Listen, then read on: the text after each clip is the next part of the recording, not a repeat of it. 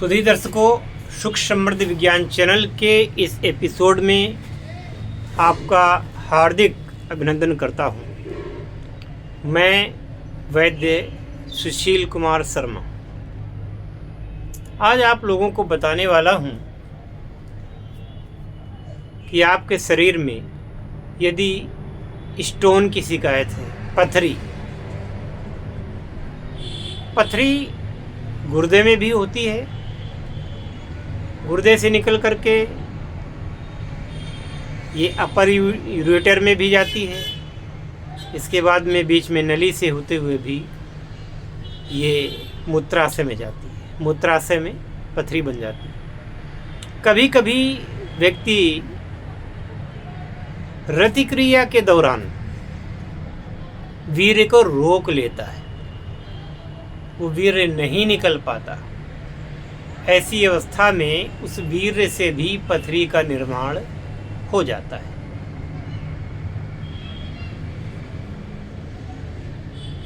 Gall bladder, उसमें भी पथरी बनती है, जिसे पित्ताशय कहते हैं। भोजन को पचाने के लिए हमारे पित्ताशय में पित्त बनता है। पित्त के साथ 6 प्रकार के रस पित्ताशय में बनते हैं। जैसा आप भोजन करते हैं उस प्रकार का उसको पचाने वाला रस बनता है, जो पित्ताशय से निकल करके और भोजन को पचाने का कार्य करता है। कभी कभी वह रस रिलीज तो हुआ, लेकिन वह रस उस जगह जा नहीं पाया, तो पथरी बनेगी। पानी कम पीने की वजह से पथरी बनेगी, या यदि आपके क्षेत्र में ऑक्जेलेट पानी में ज़्यादा पाया जाता है, कैल्शियम पानी में ज़्यादा पाया जाता है। जब आप पानी को उबालेंगे और रख देंगे तो आपको पता चलेगा कि इस पानी में बादल जैसा कुछ दिखेगा। अगर स्टील के भगोने में बार बार आप पानी गर्म करते हैं और उसको अगर धोएंगे नहीं तो एक सफ़ेद रंग की पपड़ी उसमें जम जाती है। इसी प्रकार से हमारे शरीर के अंदर भी पथरी का निर्माण होता है। तो वह घुलनशील तत्व होता है, अगर वो घुल जाए तो पथरी खत्म हो जाएगी। कुछ गलत आदतों के कारण, दिनचर्या का सही नहीं होना, पेशाब को ज़्यादा देर तक रोकना, इस कारण से भी पथरी का निर्माण होता है। और एक बार अगर पथरी का कण बन गया छोटा सा, तो यह कण फिर बढ़ता रहता है। उसके ऊपर अन्य कण संगठित होकर के जमते रहते हैं और उसका वो पथरी बड़ी होती रहती है। पथरी एक भी हो सकती है, अनेक भी हो सकती हैं। जैसे आप पुराने तालाब में देखें तो कंकड़ कुछ छोटे होते हैं, कुछ बड़े होते हैं, और वही कंकड़ कुछ दिनों बाद बढ़ करके काफ़ी बड़े हो जाते हैं, चट्टान का रूप ले लेते हैं। ये कंकड़ कैसे बढ़ते हैं? कहते हैं केवल जीव बढ़ता है, लेकिन विज्ञान ने साबित कर दिया है कि जीव के अलावा निर्जीव चीज़ें भी बढ़ती हैं। जैसे कि आजकल पहाड़ों का खनन बहुत ही ज़्यादा जोर से हो रहा है। पहाड़ों को तोड़ करके कंक्रीट बना करके सड़कें बनाई जा रही हैं, लोग छत बनवा रहे हैं। इस प्रकार से तो सारे पहाड़ खत्म हो जाने चाहिए थे, लेकिन पहाड़ न खत्म हुए हैं न खत्म होंगे। ये पहाड़ भी बढ़ते हैं।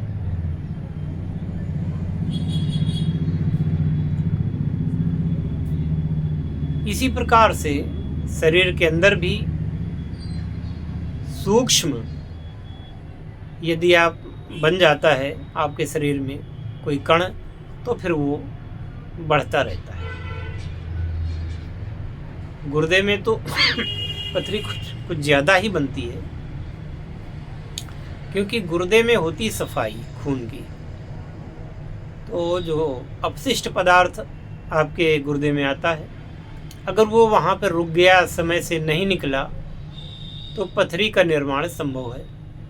एक कैल्शियम की पथरी होती है जो चिकनी होती है, वो जल्दी घुल जाती है, निकल जाती है, आपको पता भी नहीं चलता। पथरी का पता तब चलता है जब पथरी एक मानक से ऊपर जाके बढ़ती है, और जब तक वो गुर्दे में रहती है तब तक पथरी दर्द नहीं करती। जब गुर्दे से पथरी निकल करके बाहर जाती है, तब फिर वो जब रास्ते में नलियों में होती है, मूत्र नली में या और किसी यूरेटर वगैरह में, तो फिर वो दर्द करती है। चूँकि पथरी है, पत्थर की जैसी कठोर है, तो वो हमारे कोमल अंगों में जब छुएगी तो दर्द होगा। ऑक्जेलेट की पथरी तो और भी कठिन होती है। इस प्रकार से आपकी पथरी बढ़ती रहती है, कभी निकल पाती है और कभी नहीं निकल पाती है। यदि समय से पथरी न निकल पावे तो ये बड़ी होती होती कभी किसी दिन गंभीर समस्या का रूप धारण कर लेती है। ऑक्जेलेट की पथरी कभी कभी इतनी कटीली जैसी होती है, कंकड़ की तरह, कि वो जब शरीर से निकलती है तो वहाँ भीतर के कोमल अंगों पर खरोंच लाती है, जिससे ब्लड भी आता है, यानी खून भी आता है, और खून के साथ साथ दर्द भी होता है, भयानक दर्द होता है। तो आज मैं कुछ जड़ी बूटियाँ आपको दिखाना चाहता हूँ। एक दवा होती है, उसको पाषाण भेद कहते हैं। उस पाषाण भेद को अंग्रेजी में बर्बेरिस वल्गैरिस कहते हैं। उसका मदर टिंचर आता है, उसके द्वारा भी पथरी निकलती है। लेकिन मेरे हाथ में आज ये पाषाण भेद है, आप देख सकते हैं। ये पाषाण भेद की जड़ें हैं जो काट करके पंसारी की दुकान पर बिकती हैं। ये पाषाण भेद है ना। इस प्रकार से आपको पाषाण भेद पंसारी की दुकान पे मिल जाएगी। ठीक है, तो इसको ला करके आप पीस लें, इसका चूर्ण बना लें। और दूसरी जड़ी बूटी ये है, इसको श्वेत परपटी कहते हैं। ये असली श्वेत परपटी का पौधा है, मेरे पास है तो बहुत, लेकिन चूंकि ये यहाँ से बड़ी कोमल है तो अभी ये सब जगह फैल जाएगी, इसलिए थोड़ा सा मैं दिखा रहा हूँ आपको, देख लीजिए। वैसे मेरे पास ये मैं काफ़ी लाया था, इस पॉलीथीन में बहुत सारी भरी हुई है। तो ये श्वेत परपटी, इसको पित्त पापड़ा भी कहते हैं। तो इस श्वेत परपटी को भी आप पीस लीजिए। हालांकि जो मार्केट में श्वेत परपटी मिलती है वो इसी पित्त पापड़ा को पीस करके पानी में घोल करके फिर उसको पानी को निथार देते हैं, और निथारने के बाद में ये बिल्कुल कपूर की तरह सफ़ेद पपड़ी के रूप में मिलती है। तो मार्केट में आपको श्वेत परपटी वैसी मिल जाएगी, या कोई कंपनी बेचती है तो वो श्वेत परपटी को पीस करके सफ़ेद पाउडर के रूप में बेचती है। लेकिन ये जो आपकी पाषाण भेद है, ये तो आपको इसी रूप में मिलेगी। इसको पीस लें, श्वेत परपटी को पीस लें, और आधा चम्मच आपको ये लेनी है पाषाण भेद, और श्वेत परपटी का चूर्ण 1 ग्राम गुनगुने पानी से लें। सुबह शाम 2 बार गुनगुने पानी से लें। बीजदार चीज़ों का और टमाटर इत्यादि का परहेज करें, उनको न लें। कोशिश ये रहे कि आप अपने भोजन में पालक, टमाटर, खासकर टमाटर के बीज युक्त न लें, टमाटर का रस ले सकते हैं। बैंगन है, उसमें बीज होता है। ये चीज़ें जब जाती हैं तो इनमें ऑक्सलेट की मात्रा ज़्यादा होती है और ये पथरी को बढ़ाने में ये कारक होते हैं। इनका प्रयोग न करें। और इस प्रकार से अगर ये बहुत ही सस्ते दामों में मिल जाती हैं, अगर आप रॉ मटेरियल खरीदेंगे पंसारी की दुकान से सस्ता मिल जाता है। अब जैसे ये 250 ग्राम श्वेत परपट्टी लाए थे और उस 250 ग्राम ये हम पाषाण भेद लाए थे, तो मुश्किल से ये 100 रुपये के भीतर ही मिल गए। अब इतनी ही दवा अगर किसी कंपनी की खरीदते, पीसी हुई, कुछ नहीं केवल उसको पीस दिया जाता है, तो ये बहुत महंगी होती है। कम से कम इसका मूल्य 1000 से ज़्यादा होता है, क्योंकि ये वज़न में लगभग आधा किलो अभी है, पीसने के बाद भी ये 475 ग्राम या 450 ग्राम तो रह जाती, और फिर वहाँ 50 ग्राम या 100 ग्राम की शीशी मिलती है, जो किसी भी हालत में 100 या 200 रुपये से नीचे नहीं मिलती। तो अगर आप इसी रूप में, यदि आपके घर में पाषाण भेद का पौधा है, पाषाण भेद का पौधा जिसको लोग पत्थर चटा भी कह देते हैं, ज़्यादातर लोग गमलों में लगाते हैं और कटावदार इसके पत्ते होते हैं, थोड़े मोटे दल के होते हैं, और पत्ते अगर ज़मीन में आप बो दीजिए तो पत्तों से ही नए पेड़ बन जाते हैं। यानी इसमें कायिक प्रवर्धन होता है पत्तों से। तो यदि आपके पास में ये पौधा है तो इसके पत्ते का भी प्रयोग आप कर सकते हैं, और उनसे उनकी टहनियों को भी, उनकी जड़ों का भी प्रयोग कर सकते हैं। तो इस प्रकार से आपकी समस्या पथरी की धीरे धीरे करके 1-2 महीने में ख़त्म हो जाएगी, और बहुत कम पैसे में आपका सम्यक इलाज हो जाएगा। वीडियो अच्छा लगा हो तो आप इसको शेयर करना, जिससे कोई ऐसा व्यक्ति जिसको ये समस्या हो, शायद ये वीडियो उसके काम में आ जाए और उसके जीवन से एक बड़ी ये समस्या ठीक हो जाए। अब देखिए, मैंने जो आपको ये बता दिया, इन 2 चीज़ों का प्रयोग, जिसमें 100 रुपये से भी कम का खर्च है, और ये अगर जड़ी बूटी आप जंगल से ला सकें तो बिल्कुल फ्री ही है।